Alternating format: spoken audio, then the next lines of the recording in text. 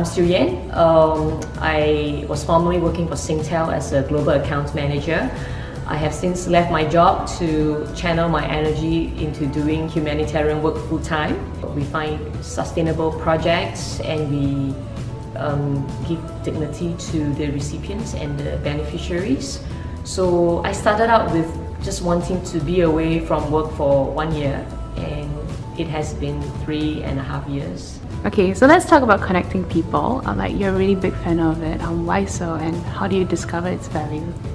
Right. I guess everyone can do something to help somebody, and there's so much value in our network. And if we can deploy the network to do good, then that is a good network.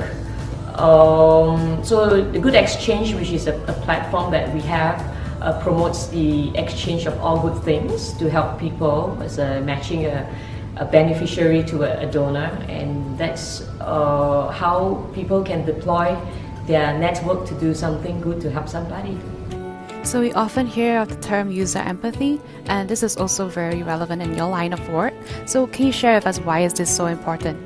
If we can empathize with their situation and then understanding the needs they have, and then we can do something to empower them, to give them some initial help, and then we listen to their needs and giving them the relevant help required so that they can be on their feet again. So I guess empathy gives dignity to the beneficiaries and the receiver. So can you share with us why is it so important to be so specific about what a person really needs, and could you share with us about a time where things didn't really go as planned?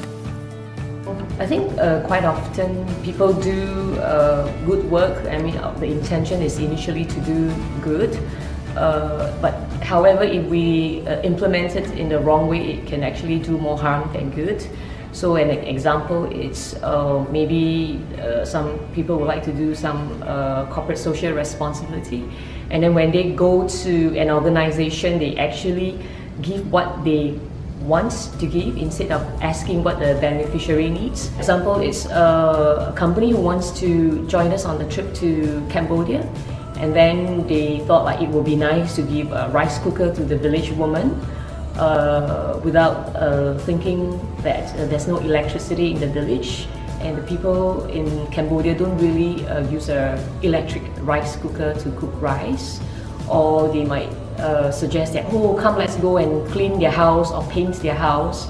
Little do they know that the people actually do not even have a proper wall for them to paint, and if we were to help them to clean their house and throw away the rubbish, then there will be absolutely nothing left in the house of the beneficiaries. So these are some of the things we need to think about, is to understand the ground situation, talking to the beneficiaries, and thinking and about what we can really do for them is what they need and not we want to do for them or what we think they need.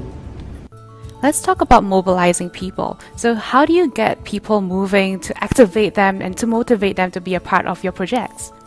One way is we actually deploy the use of social media to show the volunteers or the donors the possible work that they can do, and then we use stories and documentaries to evoke some emotions in them, and so that they could see for themselves the impact that they could help to create if they can join us on the trip.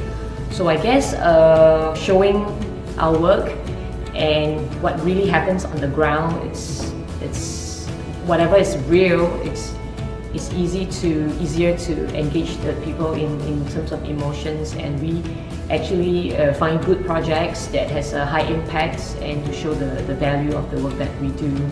So whatever your passion may be helping old people, be helping children, or helping the animals, whatever that calls out to you, if you make an effort, you find time for it, you can absolutely make it happen.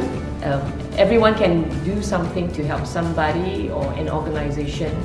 All you need to do is to just tell yourself to give time, just a few days in a year, to take actions and do some volunteer work, and I'm sure that you will find that it is a lot more meaningful than just giving funds.